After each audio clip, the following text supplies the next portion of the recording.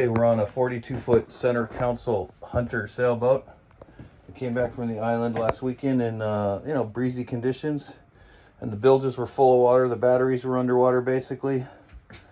So Josh at JK Marine's changing all the batteries, the cables, putting Class T fuses in because they had Class T fuses just bolted the cables without being mounted anywhere.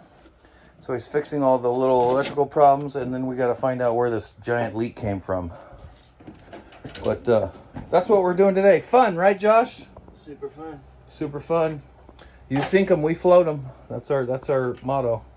The bilges still got some water in them, but for mostly they've been drained out. We ran the engine. We looked at all the through holes underneath this aft cabin bed. We're like in this area, and there is definitely some evidence of leakage. Although we just ran the engine and we couldn't find a leak, so who knows what's going on here.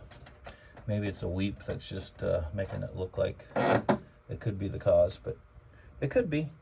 Anyway, we'll figure it out eventually. Okay, this is the same boat. I just filmed a minute ago. We were looking around in the engine room for why this boat flooded. So we found the problem. This exhaust hose comes up and loops around into this cavity, and it comes back down to where where it goes out of the boat, and the hose had a hole in it. So the entire time the engine was running, it was taking on water. Plus also it was leaned over because the boat was on a port tack and 18 to 20 knots of wind. Unfortunately, well, this is a different part of the story, but they didn't even have their sails up. So they were rolly back and forth. They had the engine on the whole time. It was leaking the whole time. So they flooded the bilges, the batteries. Then they had a resettable bilge pump breaker that was tripped, so the bilge pump stopped going off. Anyway, there's some other problems we can talk about too.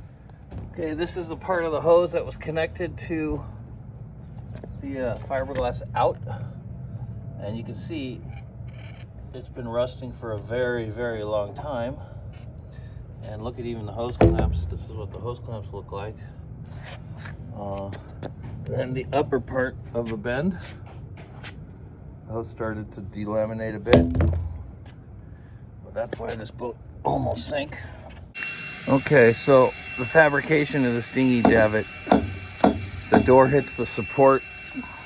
I mean, I can force it open, which I did yesterday, but maybe a little better design there would be good. Now, the reason why you check the bilges is you see all that rust staining. That should tell you that it's leaking. And when you saw the hose, it was all rusted. That was the wire that was rusted in the inner part of the hose. And so any inspection of your bilge would notify you that if you see rust, then you should think about what's going on there. There's an obvious leak. And anyway, so now we have a new hose there. It's secured.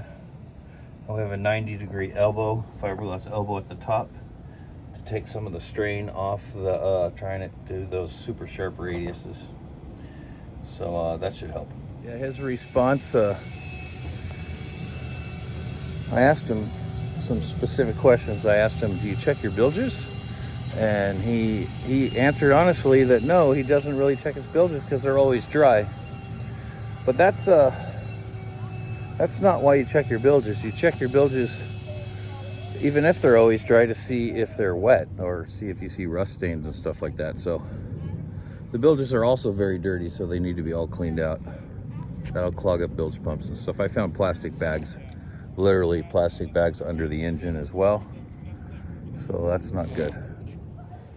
Okay, all done. That corrosion we saw earlier was just from a previous bad heat exchanger. That's been changed, but it could be cleaned and repainted, but that's not what we're getting paid for. Anyway, it's all good.